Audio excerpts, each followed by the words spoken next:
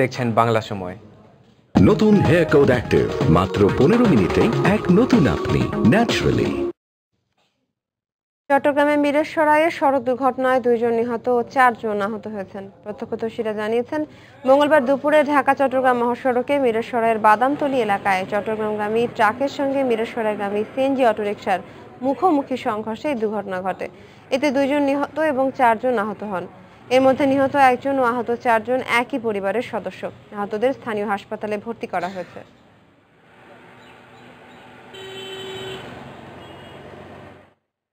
মৌলভীবাজারে সড়ক দুর্ঘটনায় জেলা আওয়ামী শিল্পী গোষ্ঠীর সভাপতি নজরুল ইসলাম নাজমুল নিহত হয়েছেন।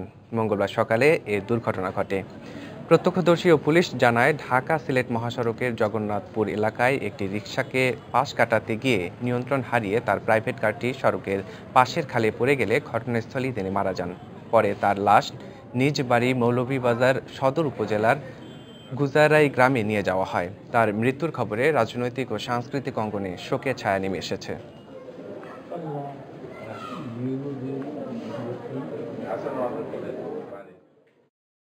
বাণিজ্য সম্প্রসারণের জন্য বাংলাদেশের সাথে ভারতের আগরতলা রেল যোগাযোগের সম্ভাব্যতা যাচাইয়ের পর রুটও চূড়ান্ত করেছে দুদেশের সরকার। ফলে চলতি বছরই শুরু হচ্ছে 400 কোটি টাকা ব্যয়ে রেল লাইন স্থাপনের কাজ। আখাউড়ার গঙ্গাসাগর দিয়ে এই রেল যোগাযোগ শুরু হলে 7 সিস্টার খ্যাত ভারতের 7টি অঙ্গরাজ্যে বাংলাদেশি পণ্যের বাজারে ব্যাপক বিস্তার ঘটবে বলে আশা করছেন ব্যবসায়ীরা। বিস্তারিত জানাচ্ছেন কমল দে। ভারতের প্রধানমন্ত্রী মনমোহন সিং 2010 সালে বাংলাদেশ সফরে আসলে এই ব্যাপারে একটি চুক্তি স্বাক্ষর হয়, কিন্তু রুট চূড়ান্ত না হয় গত 2 বছরের বেশি সময় রেল লাইন স্থাপনের কাজ বেশি দূর এগোতে পারেনি। দীর্ঘ সমীক্ষার পর এখন রুট পুরোপুরি চূড়ান্ত। এটার জন্য ইতিমধ্যে ফিজিবিলিটি স্টাডি করা হয়েছে। এটার দৈর্ঘ্য হবে 15 কিলোমিটার। বাংলাদেশের গঙ্গাসাগর থেকে বাংলাদেশ সীমান্ত পর্যন্ত এটার দৈর্ঘ্য হবে 10 কিলোমিটার এবং বাংলাদেশ সীমান্ত থেকে আগরতলা পর্যন্ত হবে আরও 5 কিলোমিটার। প্রস্তাবনা অনুযায়ী চট্টগ্রাম বন্দর থেকে পণ্যবাহী ট্রেনগুলো এই রুটে অগ্রাধিকার পাবে। আর এই সিদ্ধান্তে নতুন করে আশার আলো দেখছেন ব্যবসায়ী সহ সংশ্লিষ্ট সকলে। এই আগরতলা দিয়ে লাইনটা চালু হবে, আশা করি এই আমাদের পুণ্যের কষ্টটা অনেক কমে যাবে। দক্ষিণ এশিয়ার অনেকগুলো রাষ্ট্রের সাথে আমরা যোগাযোগ সংস্থাপন করতে পারবো রেলের মাধ্যমে, এবং সেখানে আমাদের অনেক আর্থিক আয় হবে, উন্নতি হবে। শুধু পণ্য পরিবহন নয়, সুবিধা হবে দুদেশের যাত্রীদেরও। জনগণের চলাচল, যেটা যাত্রী বাংলাদেশ থেকে এর আশেপাশে যারা ভারতে আত্মীয় স্বজন আছে তাদের বাড়িতে যাওয়া আসা করার জন্য এই রেল লাইনটি ব্যবহৃত হবে। এ কাজের পুরো খরচ বহন করবে ভারত সরকার। সে অনুযায়ী লাইন স্থাপনার কাজটিও করবে সে দেশের প্রতিষ্ঠান ভারতীয় রেল কনস্ট্রাকশন কোম্পানি IRCC। কমল দে, সময় সংবাদ, চট্টগ্রাম। দর্শক, এ বিষয়ে কথা বলতে আমাদের চট্টগ্রাম ব্যুরোতে উপস্থিত আছেন চট্টগ্রাম বিশ্ববিদ্যালয়ের অর্থনীতি বিভাগের চেয়ারম্যান অধ্যাপক ডক্টর জ্যোতি প্রকাশ দত্ত। আমরা সরাসরি কথা বলবো তার সঙ্গে। স্যার, সময়ের চট্টগ্রাম ব্যুরোতে আপনাকে স্বাগত। আমরা রিপোর্টটিতে দেখলাম যে অবশেষে ভারতের আগরতলার সঙ্গে বাংলাদেশের রেল সংযোগ হতে যাচ্ছে। তো এটি হলে বাংলাদেশের ব্যবসা বাণিজ্যে কতটুকু প্রভাব পড়বে বলে আপনি মনে করেন? ধন্যবাদ আপনাকে। বাংলাদেশের জন্য এটা অত্যন্ত একটা খুশির খবর, কেননা যে ঘটনাটা আজ থেকে প্রায় 42-43 বছর আগে হওয়ার কথা ছিল সেটা এখন হচ্ছে, সেটা নিঃসন্দেহে একটা খুশির খবর।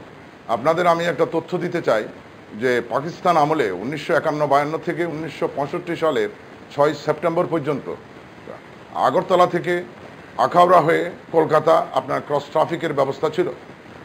আগরতলা যেমন কলকাতা থেকে মাল আসতো আপনার সান্তাহার হয়ে আখাউড়া, এবং আখাউড়া থেকে সেটা যেত বাই ট্রাকে করে আগরতলা থেকে আবার আসতো মালামাল আখাউড়াতে। সেখান থেকে আপনার মিটার গেজে বুকিং লোডিং হতো এবং সেখান থেকে তিস্তামুখ ফেরিঘাট হয়ে কলকাতা যেত।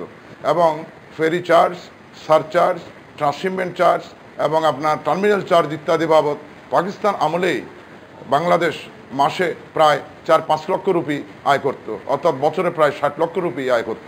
এখন 2013 সালে এই রেল লাইন যে হচ্ছে, আখাউড়া থেকে আগরতলার ডিস্টেন্স হচ্ছে 6 মাইল। এই 6 মাইল যদি রেল লাইন হয় তাহলে আমার ট্রান্সপোর্ট কস্ট অনেকাংশে কমে যাবে এবং বাংলাদেশ থেকে পণ্য সরাসরি চলে যাবে আপনার আখাউড়াতে।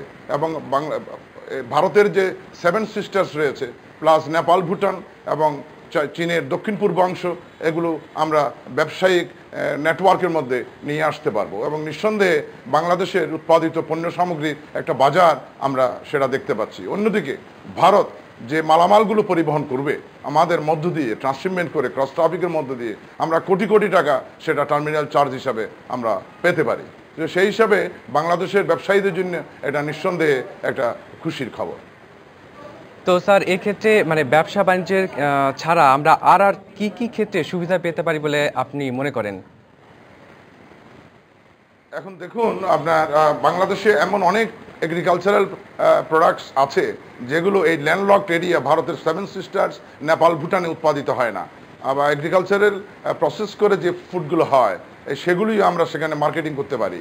প্লাস তাদের যে ভারতের যে পণ্যগুলো আপনার ধর্মনগর হয়ে, আপনার আগরতলা হয়ে 7 সিস্টার্সে যেত, এখন সেটা আশুগঞ্জ হয়ে আপনার আখাউড়া হয়ে সরাসরি আপনার 7 সিস্টার্স, নেপাল, ভুটানে বা আপনার চীনের দক্ষিণ পূর্বাংশে যাবে। সুতরাং আমাদের শিল্প উৎপাদনের চাহিদা, আমাদের এগ্রিকালচারাল প্রোডাক্টসের চাহিদা অনেকাংশে বাড়বে এবং মালামালের পরিবহন খরচও অনেকাংশে বাড়বে। আমাদের ফ্রেইট, আমাদের ট্রান্সশিপমেন্ট চার্জ, আমাদের আপনার টার্মিনাল চার্জ, এগুলি আপনার আমরা পাবো। যে চুক্তিটা আমাদের বাইলেটারালি করতে হবে সেটা হচ্ছে কোনো সমরাস্ত্র বা গোলাবারুদ বা আপনার পেট্রোলিয়ামজাত পণ্য যেগুলো আগেও চুক্তির বাইরে ছিল এবং ডেঞ্জারাস প্রোডাক্টস হিসাবে, ডেঞ্জারাস কার্গো হিসাবে আইডেন্টিফাইড ছিল, এগুলিও এখন ডেঞ্জারাস কার্গো হিসাবে আইডেন্টিফাইড হবে।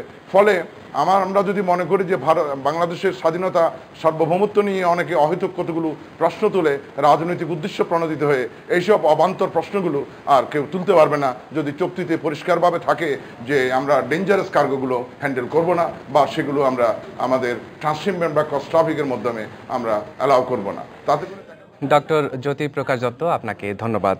দর্শক, আমরা কথা বলছিলাম বাণিজ্য সম্প্রসারণে রেলের উন্নয়ন বিষয় নিয়ে এবং এক্ষেত্রে কথা বলছিলেন চট্টগ্রাম বিশ্ববিদ্যালয়ের অর্থনীতি বিভাগের চেয়ারম্যান অধ্যাপক ডক্টর জ্যোতি প্রকাশ দত্ত। চলে যাচ্ছি অন্যান্য সংবাদে। বাংলাদেশি কিশোরী ফেলানী হত্যাকাণ্ডের বিচার প্রহসনমূলক উল্লেখ করে বিএসএফ আন্তর্জাতিক আইন লঙ্ঘন করেছে বলে মন্তব্য করেছেন জাতীয় মানবাধিকার কমিশনের চেয়ারম্যান ডক্টর মিজানুর রহমান। মঙ্গলবার সকালে কুষ্টিয়া জেলা পরিষদ মিলনায়তনে এক মত বিনিময় সভায় তিনি এ মন্তব্য করেন। ফেলানী হত্যার বিচারটা যখন হলো না বা বিচারের নামে যে প্রহসনটি হলো, তখন কিন্তু আমরা এই আশঙ্কা ব্যক্ত করেছিলাম যে এটি যারা এই অপরাধ প্রবণ বিএসএফের জওয়ান রয়েছে তাদের আরও উৎসাহিত করবে। বিএসএফ যে কাজটি করেছে এটা হচ্ছে আন্তর্জাতিক আইনের সুস্পষ্ট লঙ্ঘন এবং এই লঙ্ঘনের আমরা প্রতিবাদ করছি এবং তাই এগুলো দ্বিপাক্ষিক সম্পর্কের ভিত্তিতে সুরাহা হওয়াটাই সবচেয়ে ভালো। দেখছেন বাংলার সময়, সঙ্গেই থাকুন।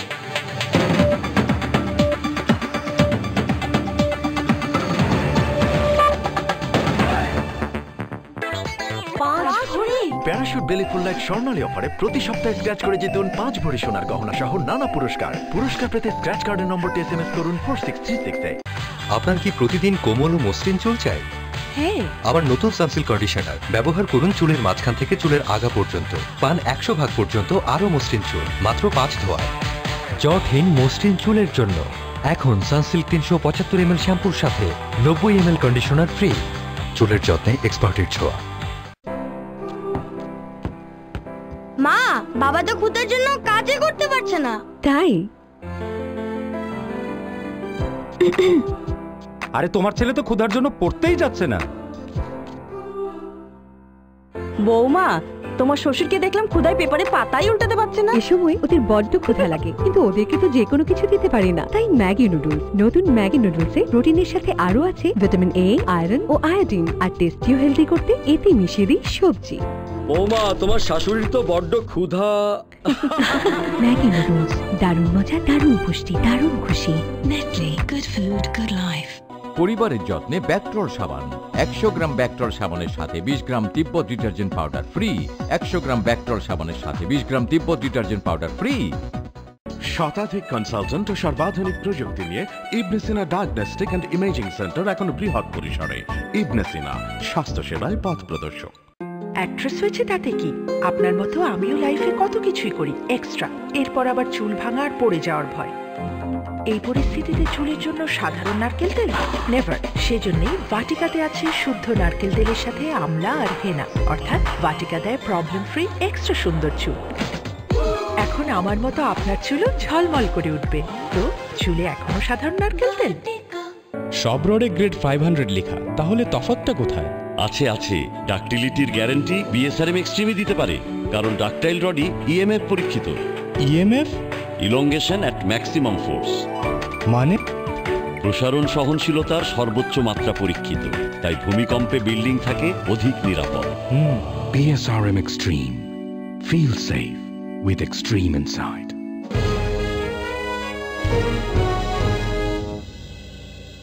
বাংলাদেশের 1 নম্বর সরিষার তেল তীর।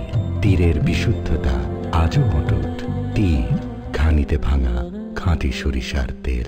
ডাভ একটা শপিং মলে কয়েকজন বন্ধুকে ডাভ কেসিং গেম খেলতে বলল, যেখানে এক বন্ধুকে মুখের এক পাশে সাবান ব্যবহার করতে হবে আর অন্য পাশে ডাভ, আর অন্য বন্ধুকে ছুঁয়ে পার্থক্যটা বলতে হবে। এই দিকটা একটু রাফ, এই দিকটা স্মুথ সিল্কি, মনে হয় এই দিকটা ডাভ, এই দিকটাই ডাভ। ওর স্কিন অনেক গ্লো করছে, পার্থক্যটা বুঝতে পারছি। এটা আমার, এটা আমি নিয়ে যাচ্ছি। ডাভ ব্যবহার করুন আর নিজেই পার্থক্যটা অনুভব করুন।